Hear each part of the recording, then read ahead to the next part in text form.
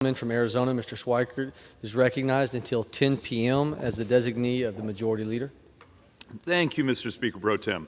We're going to do a couple things tonight, but first, just every once in a while we get behind these mics and you've got to get something sort of off your chest because it really annoys you. If I see one more headline from the scribes who are basically the Democrat propagandists, and I'm sorry to be that mean, I've tried to treat the press respectfully over these years, but, you know, the Republicans want to cut Social Security and Medicare. Okay, up until a few hours ago, I was the senior Republican over Social Security in Ways and Means Committee. No one's asked me. I talk about Social Security every single day when I'm here. I've never met a Republican member, ever, talk about cutting Social Security. So yesterday, I grabbed one of the reporters out here and who had it in their story but had no names, walked up, said, okay, tell me who this is because I really need to talk to them. I can't tell you. It's a reporter thing. I can't explain that to you. No, you need to tell me who's telling you to write stories that the Republicans intend to cut Social Security. I'm the ranking Republican, I was up until a few hours ago, over Social Security. I've spent the last year of my life working on it. No, I can't tell you who. If you're going to make crap up, stop doing it in a way that you hurt people. You know, for my Democrat colleagues, I know power. I know you desperately want to be back in charge. But the fact of the matter is the math is the math. You all saw the CBO numbers from a couple days ago. Social Security runs out of money in 10 years. Do you care?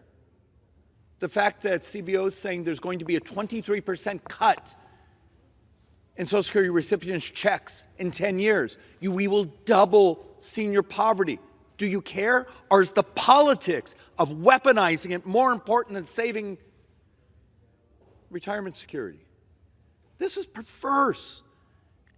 And this is called reporting around here. If you want to weaponize something that doesn't crush people. I feel better getting that off my chest. All right. I want to do a little something I consider a bit amusing and maybe a little sadistic. A week ago or so when we were here, I did a presentation on structural deficit, and I was trying to talk to the new members of Congress, my friend from Oklahoma, others.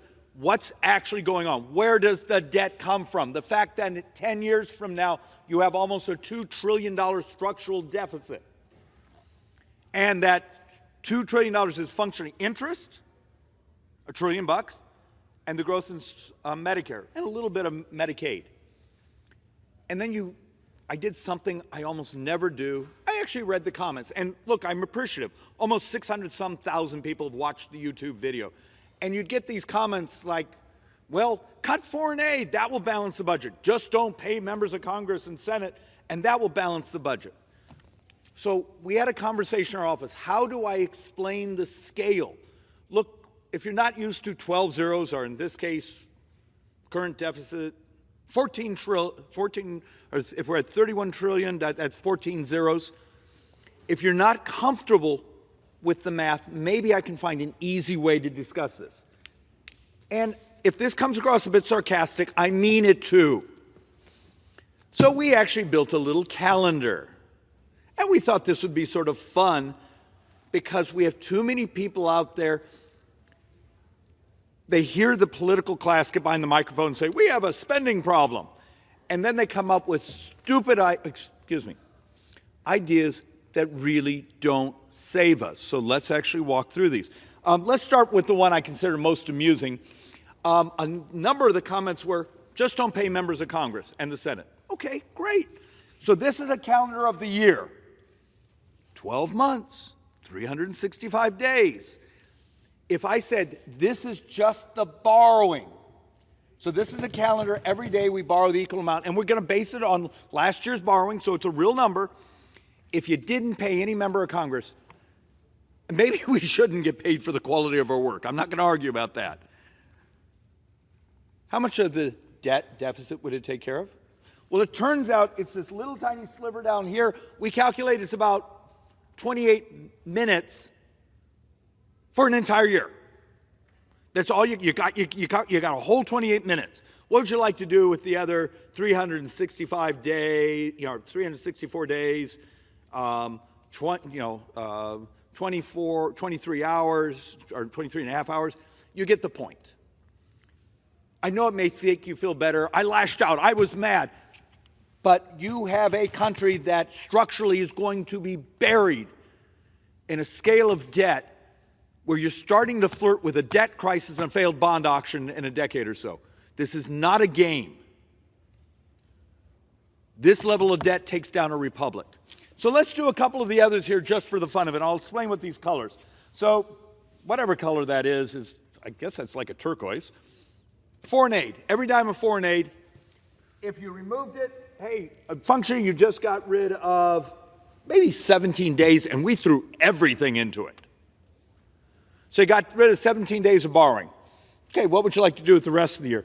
Well, if we got rid of the 2017 tax reform and played the fake scoring that every dime would come in and you didn't lose the growth effects that we got from the tax reform and all those other things, you basically get 2 weeks of borrowing. Okay, well, this obviously isn't working. So if we went to a marginal 50% tax rate, 50% tax rate, which some of the Democrats have actually proposed, you basically take care of 6 weeks of borrowing. Now, you slowed down the economy, but let's just pretend the money keeps coming in.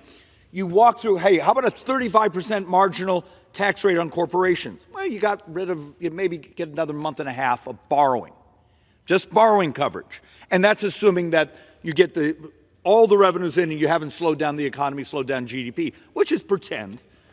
Okay, let's do one of my others. You take out itemized deductions. Okay, you got rid of a week. To understand almost all the ideas that are out there,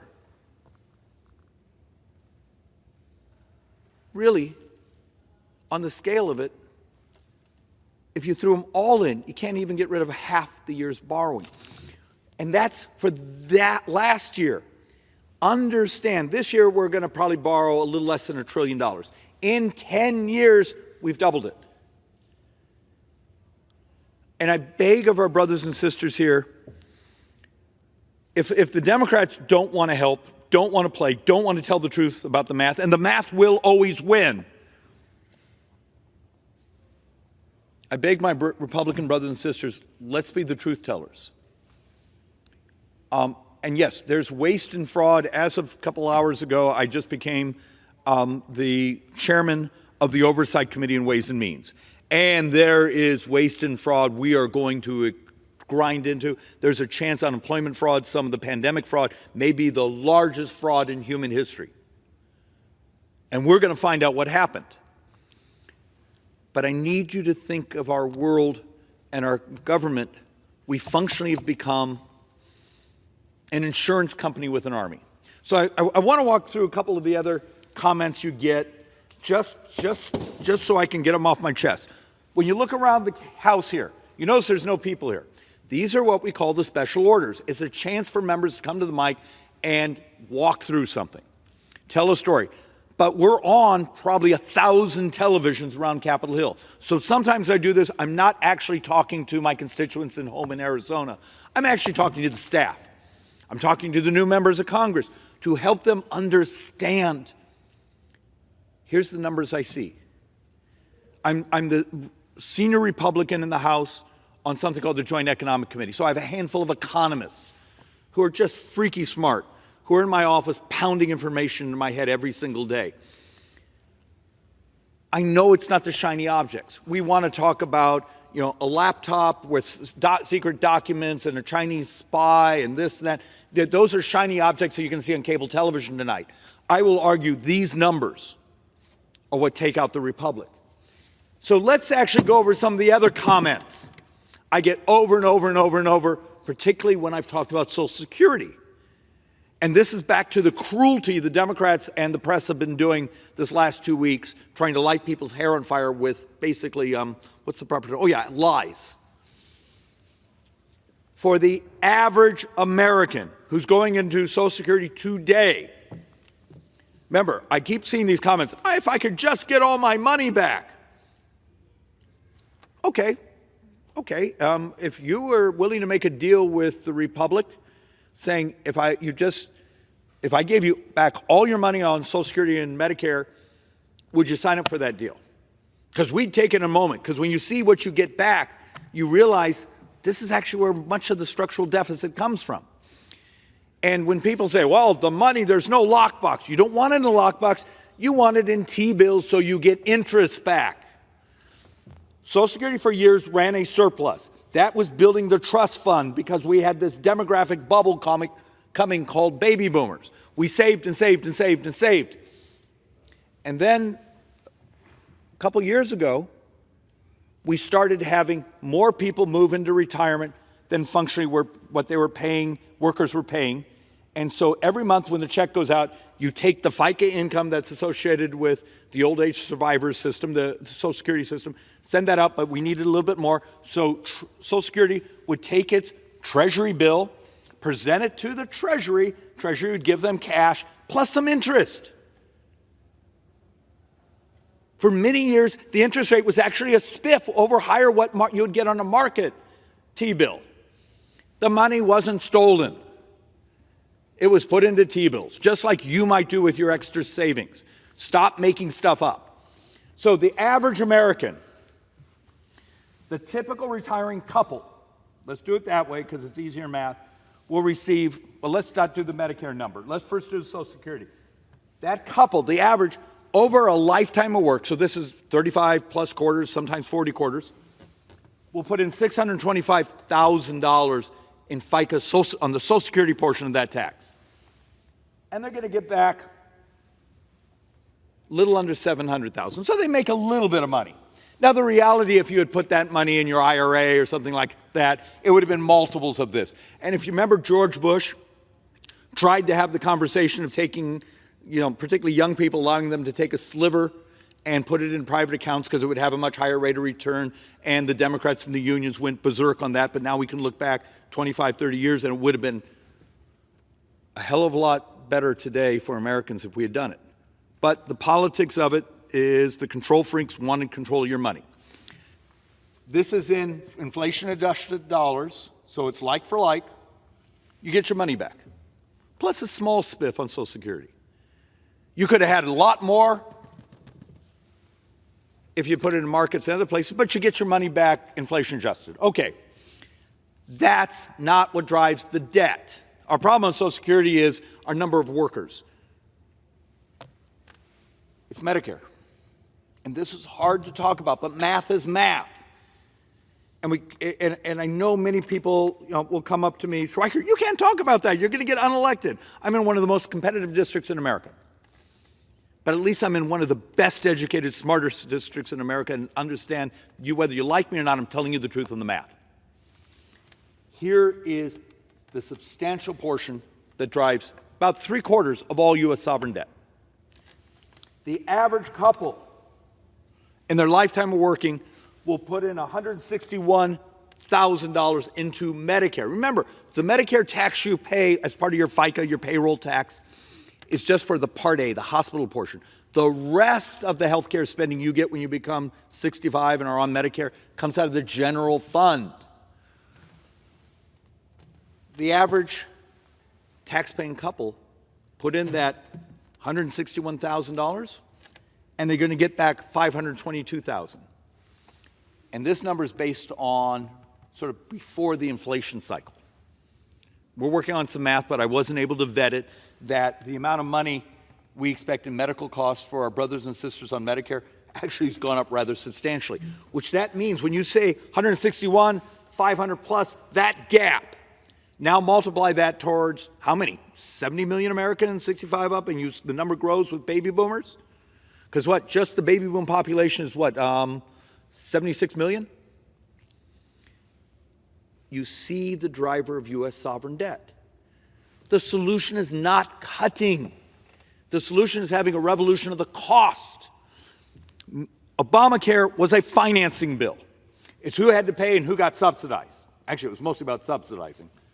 The Republican alternative actually spread out the actuarial numbers so you got some efficiencies, but it was still about who had to pay and who got subsidized. Medicare for All is all about subsidies, but those are financing bills. They don't touch the problem. The real problem is the cost of delivering healthcare services.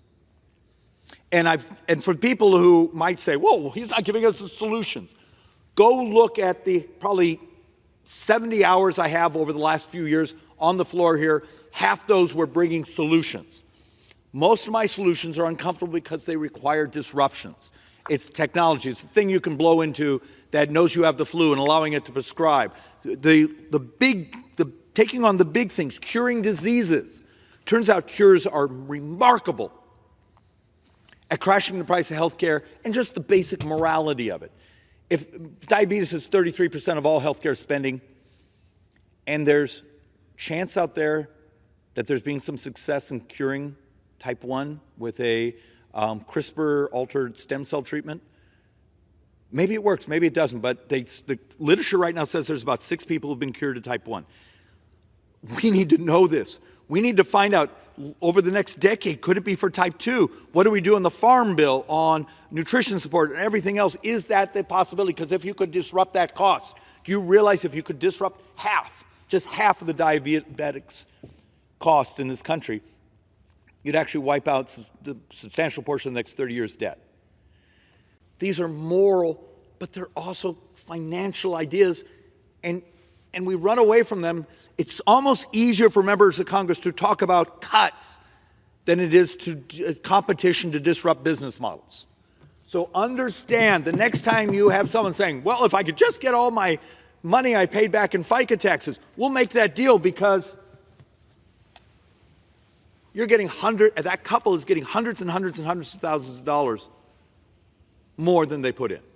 It's the math. Whether you feel that way or not, it's the math. And that's the primary driver of U.S. sovereign debt. Now, look, we made this deal. This is a societal contract. People worked their hearts out. They paid into FICA. We made a deal as a society. Our job as the brain trust here as members of Congress, we've got to figure out how to make this work. And you start to look at how fast these numbers are eroding. I've already said this a couple times, maybe seeing it on a board makes it easier. And I'm trying, one of the criticisms was too many of my boards had too many numbers on them. I'm trying to make them easier to read. Let me know if I'm succeeding, but I'm trying. This is a really simple chart. It basically says, here's where we are today. In a decade, structurally, just functionally, Medicare, Medicaid, and then if I add in interest, then there's another. Functionally, just my cost there, I'm heading towards $1 trillion+ just for my Medicare. Medicaid adds another $250 billion of borrowing. And then somewhere in there, I have almost $1 trillion of interest. That's what I look like a decade from now. So people run around here and say, I'm going to cut and give you a 10-year balanced budget. Okay. Tell me what part of paying our bonds you're going to cut. That's $1 trillion of the deficit 10 years from now. You got to do that. All the people, you're going to default if you don't raise the debt ceiling. No, you're not. And I'll do another presentation in the coming weeks on stop making crap up. United States has plenty of cash flow to cover our sovereign debts and the majority of our earned entitlements. It's a lot of the discretionary we don't have enough cash for. These are big, complicated, and then to have, as I started with, the trite Democrats and the wanting an edge in the press, making it really hard to do something that's got to happen bipartisan. So, Mr. Speaker, I know we're up against time. The last one I'm just going to show very, very quickly is this is your 10-year chart. It's very, very simple. This is Social Security. This is the health care entitlements. This is everything else. This is the entitlement board. So next, this is what we're up against. And, Mr. Speaker, I appreciate tolerance for everyone. If I hurt your feelings, I'm sorry. Maybe too much caffeine and too much just being damn cranky around here. And with that, I yield back.